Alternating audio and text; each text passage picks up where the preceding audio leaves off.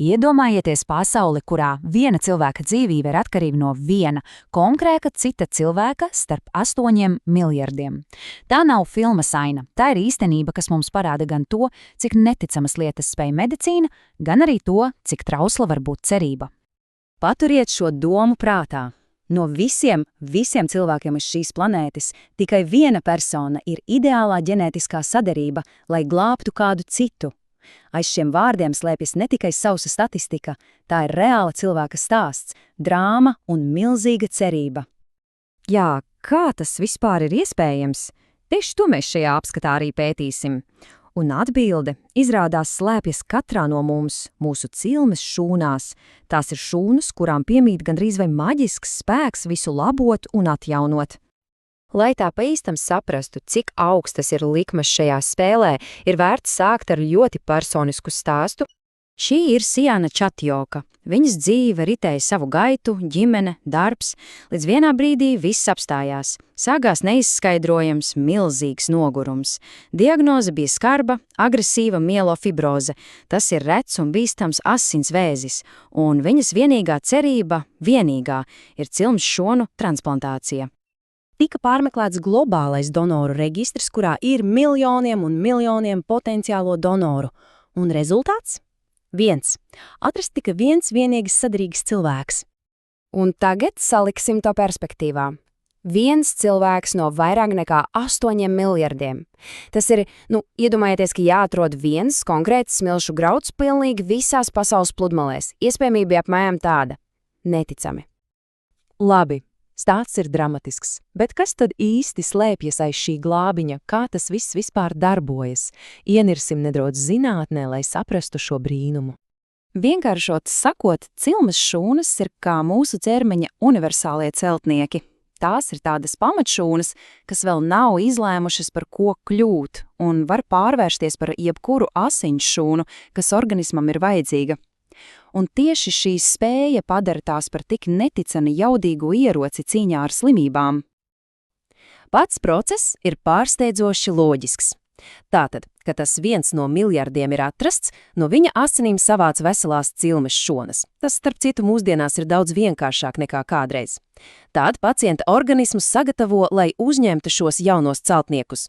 Un tad veselās donoru šonas vienkārši ievada asinsritē un tās sāk savu darbu, būvē pilnīgi jaunu, veselīgu asins sistēmu. Un vai tas strādā? Jā, un kā vēl. Piemēram, pavisam nesenā pētījumā par bērniem ar ļoti augsta riska anēmijas formu izdzīvošanas rādītājs pēc šādas transplantācijas sasniedza 90%. Tas ir vienkārši fenomenāls rezultāts situācijā, kurā agrāk cerību bija, maigi sakot, ļoti maz. Izklausās lieliski, vai ne? Atrodam donoru, pārstādam šūnas un viss ir kārtībā. Ne tik ātri. Lai tas viss notiktu, aizkadrā darbojas vesels loģistikas tīkls, kas ir precīzi kā Šveices pulkstenis un ļoti, ļoti augsts. Un šeit ir galvenais izaicinājums – temperatūra. Lai saglabātu savas superspējas, cilmes šūnas ir jāuzglabā -190 grādos pēc Celsija. Tas ir tik augsts, ka grūti pat iedomāties, augstāks par jebko, ko daba spēja radīt uz zemes virsmas. Pat mazākās svārstības var visu neatgriezeniski sabojāt.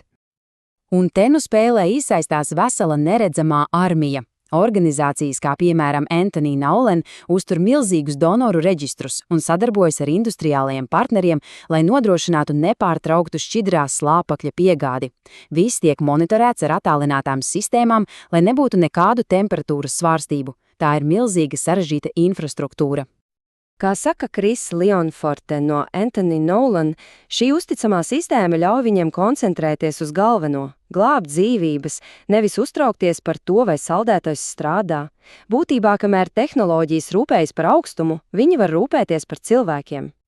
Tas viss ir par tagadni, bet ko nesīs nākotne? Jo zinātne, protams, nestāv uz vietas, un mērķi ir, maigi sakot, ambiciozi. Lai gan metode ir jaudīga, tā ir daži, diezgan lieli bet. Pirmkārt, tas viss ir ārkārtīgi dārgi. Otrkārt, tas ir sarežģīti, jo katram pacientam šūnas jāgatavo individuāli, un tas prasa nedēļām ilgu darbu. Tas nav risinājums visiem, pagaidām. Tāpēc zinātnieku lielais sapnis, tāds kā svētais grāls, ir radīt universālas, gatavas lietošanai terapijas. Iedomājieties, zāles, kas stāv plauktā, saražotas jau iepriekš un ir pieejamas jebkuram pacientam, jebkurā brīdī. Lai to panāktu, mūsu imūnsistēma jāuztver kā armija. Tajā ir T-šūnas slepkavas, tie ir karavīri, kas dodas un iznīcina ienaidnieku. Bet ir arī T-šūnas palīgi.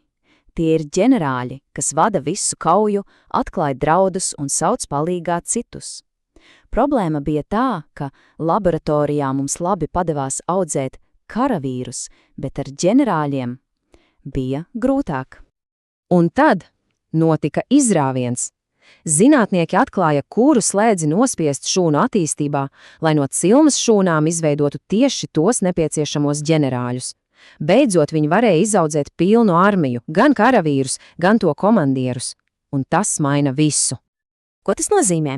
Būtībā to, ka masveidā ražota, visiem pieejama imūnterapija vairs nav tikai fantāzija.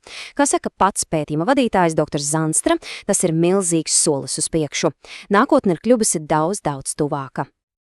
Un ar šo domu mēs atgriežamies sākumā. Pie Sianas stāsta.